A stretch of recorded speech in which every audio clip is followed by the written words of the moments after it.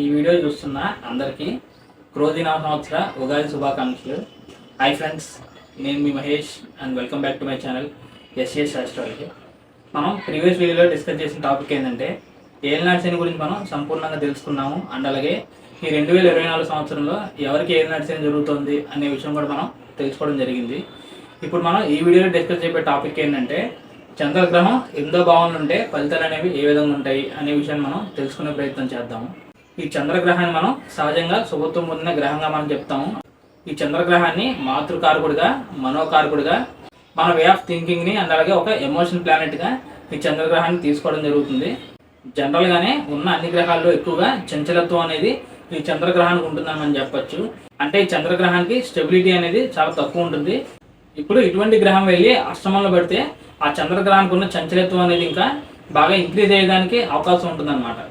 ఎందుకంటే మనం 8th హౌస్ని ఏం చెప్తామంటే డార్క్ హౌస్గా, సీక్రెట్ హౌస్గా మన లైఫ్లో జరిగే సడన్ చేంజెస్ గురించి, సడన్ ట్రాన్స్ఫర్మేషన్స్ గురించి ఈ అష్టమ భావం అనేది ఇండికేట్ చేయడం జరుగుతుంది. దీన్ని బట్టి మనం ఏం చెప్పచ్చు అంటే ఉన్న ద్వాదశ భావాల్లో ఎక్కువగా చంచలత్వం కలిగిన భావం ఏంటంటే అది 8th హౌస్గా మనం చెప్పచ్చు అనమాట. మనకు తెలిసిన ఇంకో విషయం ఏంటంటే 6, 8, 12 స్థానాల్ని దుస్థానాలుగా చెప్పడం జరుగుతుంది. ఇప్పుడు ఇటువంటి సహజంగా శుభత్వం పొందిన గ్రహం వెళ్ళి అలా దుస్థానంలో పడడం కూడా నెగిటివ్ విషయంగా మనం చెప్పొచ్చు. ఇలా అష్టమ భావంలో ఉన్న చంద్రుడు బలంగా ఉన్నప్పటికీ లేకపోతే బలహీనంగా ఉన్నప్పటికీ ఈ విధంగా ప్లేస్మెంట్ అనేది ఎవరికి ఉంటుందో మనం ఖచ్చితంగా ఏం చెప్పొచ్చు అంటే ఆ పర్సన్స్ అనేవాళ్ళు ఎక్కువగా ప్రతి విషయంలో రీథింకింగ్ అనేది చేస్తారని మనం చెప్పొచ్చు. అంటే ఆ పర్సన్స్ అనేవాళ్ళు తొందరగా ఒక స్టేబుల్ డెసిషన్ అనేది తీసుకోలేరు. ప్రతి విషయంలోనూ వాళ్ళకి మానసికంగా ఒక కన్ఫ్యూజన్ అవ్వచ్చు, లేకపోతే ఒక భయం అవ్వచ్చు, ఇవన్నీ ఫామ్ అయ్యేదానికి అవకాశం ఉంటుందన్నమాట. అలా అని చెప్పి ఈ పర్సన్స్ అనేవాళ్ళు వేరే వాళ్ళు ఇచ్చిన సజెషన్స్ అవ్వచ్చు, అడ్వైస్ అవ్వచ్చు, వాటిని ఫాలో అవుతారంటే వాటిని కూడా వీళ్ళు ఎక్కువ శాతం ఫాలో అవ్వరని చెప్పొచ్చు. ఎందుకంటే ఇలా మనోకారకుడైన చంద్రగ్రహం వీళ్ళు ఇలా డార్క్ హౌస్ అయినా ఈ 8th హౌస్లో పడడం వల్ల వీళ్ళు ఏ క్షణం ఏ విధంగా ఆలోచిస్తారనే విషయాన్ని చెప్పడం అనేది చాలా కష్టంగా మారే అవకాశం ఉంటుందన్నమాట. అంటే కొన్ని సందర్భాల్లో వీళ్ళు తొందరపడి నిర్ణయాలు తీసుకుని ఫెయిల్ అయ్యేదానికి అవకాశం ఉంటుంది.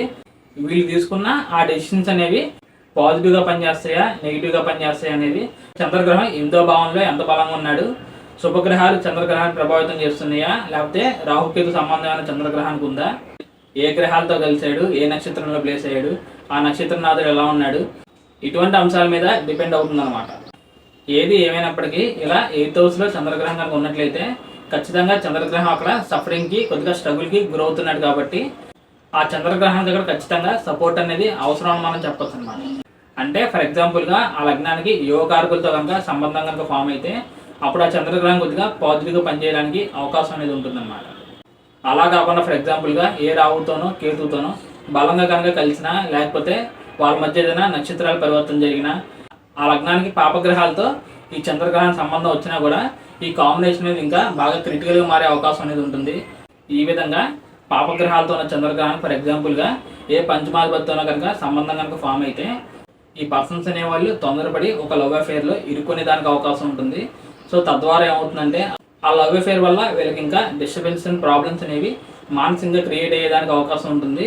అండ్ అలాగే ఫైనల్గా రిలేషన్ కూడా ఎక్కువ శాతం ఫెయిల్ అయ్యేదానికి అవకాశం ఉంటుంది అన్నమాట.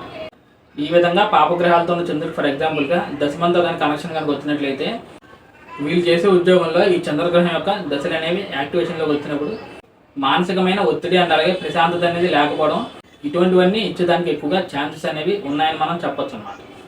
ఇప్పుడు అలా కాకుండా ఈ అష్టమభావం చంద్రగ్రహం బాగా బలంగా ఉండి ఆ లగ్నానికి యోగకారమైన గ్రహాలతో కనుక సంబంధం కనుక ఫామ్ అయినట్లయితే ఈ పర్సన్స్ అనేవాళ్ళు ప్రతి విషయాన్ని రీథింకింగ్ చేసినప్పటికీ అది ఫైనల్గా పాజిటివ్గా పనిచేసేదానికి అవకాశం ఉంటుందన్నమాట. ఇటువంటి కాంబినేషన్ ఉన్నప్పుడు ఈ పర్సన్స్ అనేవాళ్ళు అసలు తొందర పడకుండా ప్రతి విషయాన్ని 1-10 సార్లు ఆలోచించి అనేక విధాలుగా నేను తీసుకుంటున్న ఈ నిర్ణయం అనేది కరెక్టా కాదా అని ఆలోచించిన తర్వాత మాత్రమే వీళ్ళ ఒక ఫిక్స్డ్ డెసిషన్కి రావడం అనేది జరుగుతుంది. ఫైనల్గా దానివల్ల వచ్చే రిజల్ట్ అనేది వీళ్ళకి పాజిటివ్గా పనిచేస్తుందని మనం చెప్పొచ్చు అన్నమాట. ఈ అష్టమ స్థానం అనేది ఇంకా దేని గురించి ఇండికేట్ చేస్తుందంటే మన లైఫ్లో జరిగే సడన్ చేంజెస్ గురించి, హిడెన్ థింగ్స్ గురించి, హిడెన్ సైన్సెస్ గురించి, స్పిరిచువాలిటీ గురించి, సీక్రెటివ్ థింగ్స్ గురించి, మన స్పౌస్ యొక్క ఫ్యామిలీ గురించి, సడన్ ట్రాన్స్ఫర్మేషన్స్ గురించి ఈ 8వ భావం అనేది ఇండికేట్ చేయడం జరుగుతుంది. ఇప్పుడు ఈ విధంగా ఎవరికైనా చంద్రగ్రహం వెళ్ళి ఈ అష్టభావాలు పడితే ఏమవుతుందంటే ఈ పర్సన్స్ అనేవాళ్ళు వాళ్ళకి సంబంధించిన ప్రతి విషయాన్ని బాగా సీక్రెటివ్గా ఉంచడం జరుగుతుంది. వీళ్ళు ఎదుటి వారికి సంబంధించిన సీక్రెటివ్ థింగ్స్ని వీళ్ళు బాగా తెలుసుకోగలరు మనం చెప్పొచ్చు అనమాట. ఈ విధంగానే వీళ్ళకి అన్నోన్ థింగ్స్ మీద, మిస్టరీస్ మీద, అకల్ట్ సైన్సెస్ మీద వీళ్ళకి బాగా ఇంట్రెస్ట్ అనేది ఉంటుందని మనం చెప్పొచ్చు. అక్కడ అష్టమ భావంలో ఉన్న చంద్రగ్రహం బాగా బలంగా ఉండి శుభగ్రహాలతో కనుక సంబంధం కనుక ఫామ్ అయితే ఈ పర్సన్స్ అనేవాళ్ళు సైకాలజిస్ట్గా, కౌన్సిలర్స్గా, థెరపీ ఇచ్చేవాళ్ళుగా అండ్ అలాగే ఈవెన్ మంచి ఆస్ట్రాలజర్ కూడా వాళ్ళు అయ్యేదానికి అవకాశం అనేది ఉంటుందన్నమాట. ఇప్పుడు మనం ఏం చేద్దామంటే మేష లగ్నాన్ని ఎగ్జాంపుల్గా తీసుకుని అష్టమ భావంలో చంద్రగ్రహాన్ని తీసుకుందాము.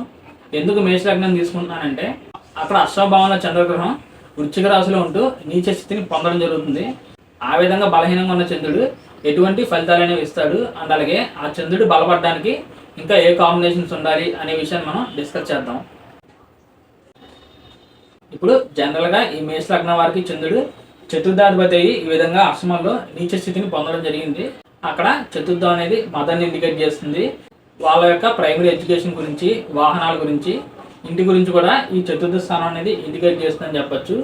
ఈ విధంగా ఇప్పుడు చతుర్థాధిపతి వెళ్ళి అక్కడ నీచ స్థితిలో ఉండడం జరిగింది కాబట్టి ఇప్పుడు ఈ చతుర్థ స్థానం ఇండికేట్ చేసే ఈ అంశాల మీద ఏదో ఒక అంశం అనేది ఈ పర్సన్స్కి దెబ్బతినే అవకాశం అనేది ఉంటుందన్నమాట. అంటే ఈ పర్సన్స్కి వీళ్ళ మదర్తో రిలేషన్ అనేది చాలా బ్యాడ్గా ఉండేదానికి అవకాశం ఉంటుంది. లేకపోతే వీళ్ళకి సొంత ఇల్లు అనేది అసలు ఉండకపోవచ్చు. ఒకవేళ సొంత ఇల్లు కట్టుకోవాలన్నా అది ఒక పెద్ద సవాల్గా మారే అవకాశం అనేది ఉంటుంది. ఇక ఈ అష్టమ స్థానం అనేది ప్రధానంగా సడన్గా జరిగే చేంజెస్ గురించి ఇండికేట్ చేయడం జరుగుతుంది కాబట్టి సో వీళ్ళ ప్రైమరీ ఎడ్యుకేషన్లో కూడా ఈ విధంగానే సడన్గా చేంజెస్ అనేవి ఉండేదానికి అవకాశం అనేది ఉంటుందన్నమాట. అంటే వీళ్ళ ప్రైమరీ ఎడ్యుకేషన్లో ఏదైనా ఎడ్యుకేషన్ గ్యాప్ రావచ్చు, లేకపోతే 50% వాళ్ళ ప్రైమరీ ఎడ్యుకేషన్ అనేది ఒక ఊర్లో ఉంటే ఇంకో 50% అనేది సడన్గా ట్రాన్స్ఫర్మేషన్ జరిగి ఇంకో ఊరికి షిఫ్ట్ అయ్యి అక్కడ కంప్లీట్ చేయడం అనేది జరగచ్చు. ఇటువంటి అన్ఎక్స్పెక్టెడ్ చేంజెస్ అనేవి ఉండేదానికి అవకాశం అనేది ఉంటుందన్నమాట. ఈ విధంగా మనోకారకుడైన చంద్రగ్రహం వెళ్ళి నీచపడడం వల్ల మానసికంగా వీళ్ళు స్టెబిలిటీగా ఉండలేరు అని చెప్పచ్చు. కాసేపు ఒకటి అనుకుంటే ఇంకొంచెం టైం తర్వాత వెంటనే మారిపోయి ఇంకో దానికి ఫిక్స్ అయ్యే అవకాశం అనేది ఉంటుంది. ఫైనల్గా చంద్రగ్రహం ఇక్కడ ఈ పర్సన్స్కి ఈ విధంగా సఫరింగ్ అండ్ ప్రాబ్లమ్స్ని క్రియేట్ చేసేదానికి అవకాశం అనేది ఉంటుంది కాబట్టి ఇప్పుడు తప్పకుండా ఇప్పుడు ఈ చంద్రగ్రహానికి ఒక పాజిటివ్ కాంబినేషన్స్ అనేవి కంపల్సరీ అని మనం చెప్పచ్చు. ఆ పాజిటివ్ కాంబినేషన్స్ ఏంటో ఒకసారి మనం చూద్దాం. ఇప్పుడు ఈ మేష లగ్నానికి యోగకారకమైన గ్రహాలు ఎవరంటే గురు, రవి, కుజగ్రహాలు అన్నమాట.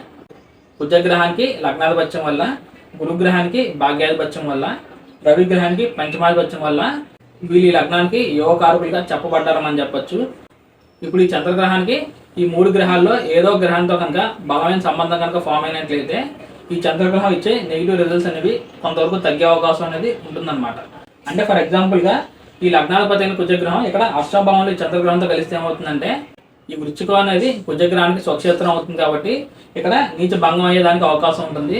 అంటే అలాగే గురుగ్రహం ఇక్కడ మీనంలో ఉంటూ ఈ చంద్రగ్రహాన్ని చూసినా కూడా మీనరాశి అనేది గురుగ్రహానికి స్వక్షేత్రం కాబట్టి అప్పుడు కూడా నీచ భంగం అవుతుంది.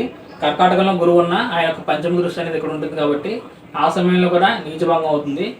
ఓన్లీ ఈ లగ్నానికి యోగకారకమైన గ్రహాలే కాదు, ఈ లగ్నానికి పాపగ్రహమైన శుక్రగ్రహం కూడా ఫర్ ఎగ్జాంపుల్గా వృషభంలో స్వక్షేత్రంలో ఉంటూ ఈ చంద్రగ్రహాన్ని చూసినా కూడా అప్పుడు కూడా మనం నీచభంగ రాజయోగం తీసుకోవడానికి జరుగుతుంది కాబట్టి ఆ కాంబినేషన్ వల్ల కూడా ఈ చంద్రగ్రహం కొంతవరకు పాజిటివ్గా పనిచేసేదానికి అవకాశం అనేది ఉంటుంది.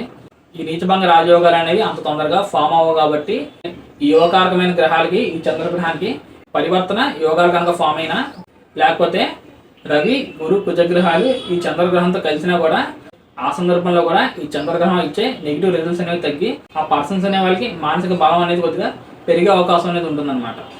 అలా కాకుండా ఈ లగ్నానికి పాపగ్రహాలైన శని, రాహు, బుధ, శుక్రగ్రహాలతో కనుక ఎటువంటి యోగాలు లేకుండా ఈ చంద్రగ్రహానికి ఆ గ్రహాలతో ఏదైనా బలమైన కనెక్షన్ కనుక ఫామ్ అయినట్లయితే అప్పుడు ఈ చంద్రగ్రహం ఇచ్చే నెగిటివ్ రిజల్ట్స్ అనేవి ఇంకా బాగా సివియర్గా పనిచేసేదానికి అవకాశం అనేది ఉంటుంది. ఈ విధంగా మనం అన్ని రకాలుగా అనాలిసిస్ చేసిన తర్వాతే అక్కడ అష్టమ భావంలో ఉన్న చంద్రుడు పాజిటివ్గా పనిచేస్తున్నాడా లేకపోతే నెగిటివ్గా పనిచేస్తున్నాడా అనే విషయాన్ని మనం కంక్లూషన్ చేయాల్సిన అవసరం అనేది ఉంటుంది. అండ్ అలాగే ఇంకో ముఖ్యమైన విషయం ఏంటంటే ఇక్కడ అష్టమ భావంలో ఉన్న చంద్రుడు పూర్ణచంద్రుడా లేకపోతే క్షీణచంద్రుడా అనే విషయాన్ని కూడా మనం పరిశీలించాలన్నమాట. ఎందుకంటే పూర్ణచంద్రుడు అయితే కొంతవరకు బలం ఉంటుంది, క్షీణచంద్రుడు అయితే పాపగ్రహంగా తీసుకుంటాము. ఇప్పుడు ఇటువంటి పాపగ్రహాలకి అష్టమ భావంతో సంబంధం అనేది ఫామ్ అవడం అనేది అంత మంచి విషయం కాదని మనం చెప్పొచ్చు అన్నమాట. ఫైనల్గా ఈ టాపిక్ గురించి మీకు అర్థమైందని అనుకుంటున్నాను.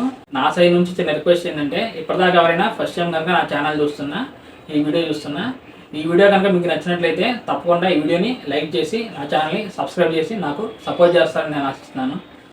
ఇందులో ఏమైనా డౌట్స్ ఉంటే తప్పకుండా కమెంట్ చేయడానికి ప్రయత్నం చేయండి.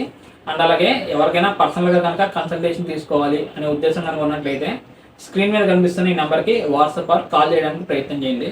నేను వచ్చే అప్కమింగ్ వీడియోలో మరి ఇంట్రెస్టింగ్ వీడియోతో మీ ముందుకు వచ్చే ప్రయత్నం అనేది ఖచ్చితంగా చేస్తాను. అప్పటి వరకు bye friends, see you very soon.